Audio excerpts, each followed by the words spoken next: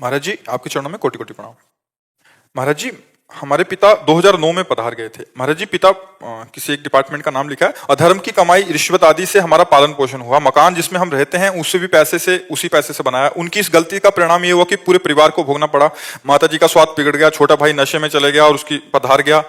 और कहते हैं उस मकान में रहना चाहिए क्या, उसकी गलती का परिणाम हमें भी भोगना पड़ेगा। हमारी बुद्धि गलत मार्ग पर ना चली जाए। महाराज जी, हमें भयभीत हो। हाँ, अब नाम जप कीजिए और खूब नाम कीर्तन कीजिए। जड़ वस्तु है मकान, उसको हम पवित्र कर सकते हैं। पिता ने गलत किया तो जो कुछ परिणाम उनको भोगने को मिला, परिवार को मिला।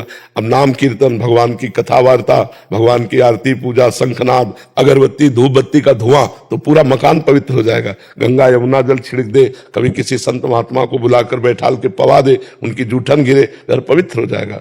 और आगे आपके द्वारा गलती नहीं होनी चाहिए। महाराज जी, आपके सत्संग और आपके मार्गदर्शन के द्वारा यही समझ में आया है कि अब जो हो गया उसको तो बदला नहीं जा सकता। हाँ। लेकिन हम अब अपने भोग के लिए ना उस पैसे को इस्तेमाल करें, ज्यादा से ज्यादा सेवा में उस पैसे को दें।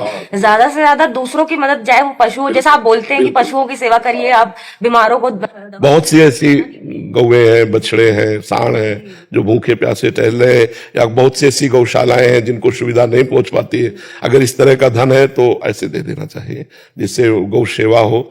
वो जो हमने दूसरे का शोषण किया तो किसी का पोषण करेगा, तुम्हारे पिता को भी आनंद मिलेगा। जी हाँ, एक उनके प्रति भी लगता है कि उनका मंगल हो, वो जहाँ पे भी गए हैं। पर हमको ये बहुत अच्छा लगा कि आप जो सावधान हैं और आप अपनी बात बता दिए। ये हम समाज को बताना चाहते हैं कि यदि आप अधर्म से पैसा कमाओगे, घूस से कमाओगे, बेईमानी से कमाओगे तो तुम्हें तो भोगना ही पड़ेगा, तुम्हारे परिवार को भोगना पड़ेगा। हाँ बिल्कुल, इसलिए भले 100 रुपया कमाओ, मूंग की दाल और रोटी खाओ, साइकिल से चलो, लेकिन तुम्हारा परिवार बहुत बढ़िया रहेगा, तुम्हारा जीवन तो अच्छा रहेगा, तुम्हारा परिवार भी बहुत सुसज्जित हो जाएगा। और अधर्म से कमाओगे तो देखो, बुरे कर्मों के द्वारा कमाया हुआ धन कभी सुख नहीं दे सकता, वो जलाएगा, पूरे जीवन जलाएगा तुम्हें। ये बाहरी जो बेईमानी का पैसा है, निर्दोष को आप दंड दे दिए और दोषी को बख्श दिए तो पैसा आके आपके आग नहीं लगाएगा। ये बहुत अधर्म जो है कभी बख्शता नहीं। इसलिए हमारी प्रार्थना है कि नमक रोटी भले खाओ लेकिन धर्म पूर्वक कमाई का, अधर्म की रबड़ी मत खाओ, नहीं तो जीवन बर्बाद अपना भी करोगे, अपने बच्चों का, अपने परिवार का भी करोगे।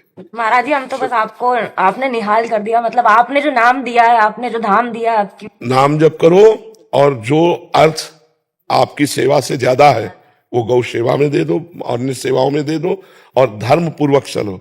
धर्म से जीने में शांति है, सुख है, आनंद है। अधर्म में अशांति है, दुख है, क्लेश है।